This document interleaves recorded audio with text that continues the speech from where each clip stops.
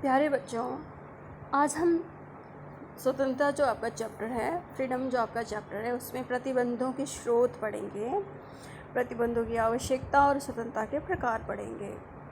तो बेटा, प्रतिबंध के स्रोत क्या हैं?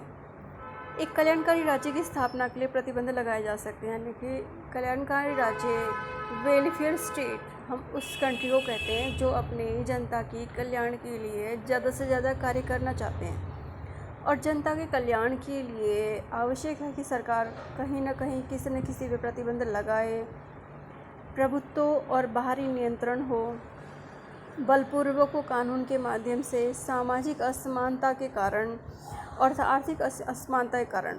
तो बच्चे, सामाजिक असमानता, आर्थिक असमानता, कल्याणकारी राज्य की स्थापना, कानून की स्थापना, इन सब कारणों की वजह से प्रतिबंध लगाए जा सकते हैं। प्रतिबंधों की क्यों आवश्यकता है? प्रतिबंधों की आवश्यकता क्यों है?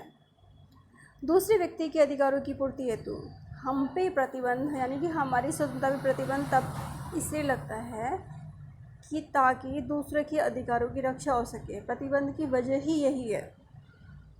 सार्वजनिक कल्याण के लक्ष्य हेतु, टकराव की स्थिति को रोकने के लिए, सीमित संसाधनों के उचित बंटवारे के लिए, मुक्त समाज में अपने विचारों को बनाए रखने के लिए और जीने के अपने तरीके विकसित करने के लिए। तो बच्चे, अगर प्रतिबंध नहीं होंगे तो समाज में टकराव की स्थिति पैदा होगी। हमारे संसाधन सीमित हैं और संसाधनों का उचित वितरण के लिए कि संसाधन सभी को उचित मात्रा में मिल जाए, इसके लिए प्रतिबंध लगाना पड़ सकता है।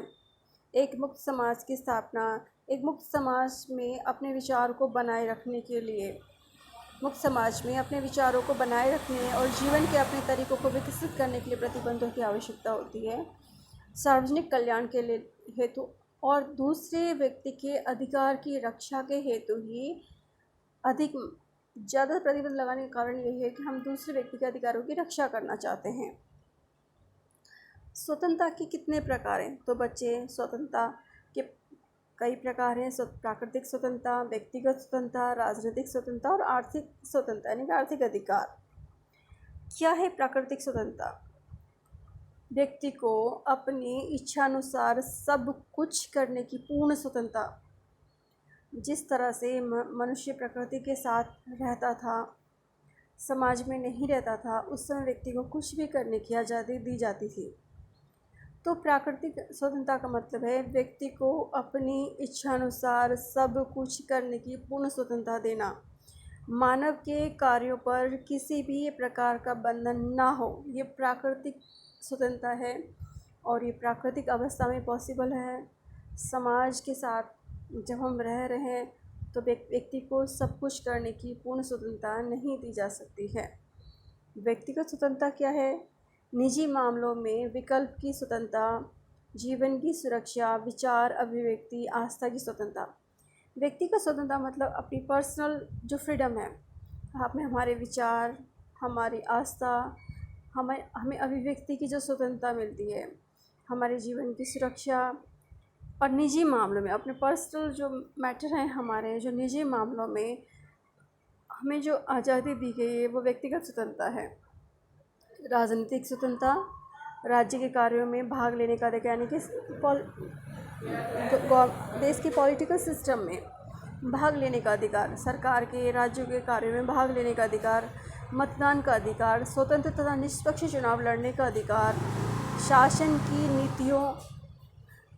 की नीतियों तथा कार्यों का समर्थन अथवा विरोध करने का अधिकार। तो जब हम पॉलिटिकल राइट्स पढ़ते हैं तो इसमें हम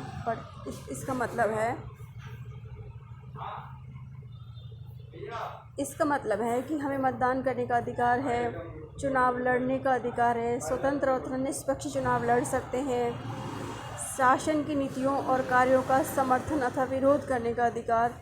ये सब राजनीतिक स्वतंत्रता के अंदर आते हैं। आर्थिक अधिकार, कोई भी लाभकारी पद पाने या कारोबार करने का अधिकार, अभाव से मुक्ति का अधिकार, वस्तुओं के उत्पादन तथा वितरण का अधिकार। तो जब हम आर्थिक अधिकार पढ़ते हैं तो आर्थिक अधिकार में इकोनॉमी से रिलेटेड है, काम पाने का अधिकार, उचित मजदूरी पाने का अधिकार, अभाव से मुक्ति का अधिकार, वस्तु के उत्पादन और वितरण का अधिकार और कोई भी लाभकारी पद या कारोबार करने का अधिकार। तो बेटा आज हमने स्वतंत्रता के प्रकार पढ़ लिए। कल हम पढ़ेंगे उदारवादी बनाम मार्क्सवादी धारणा क्या है।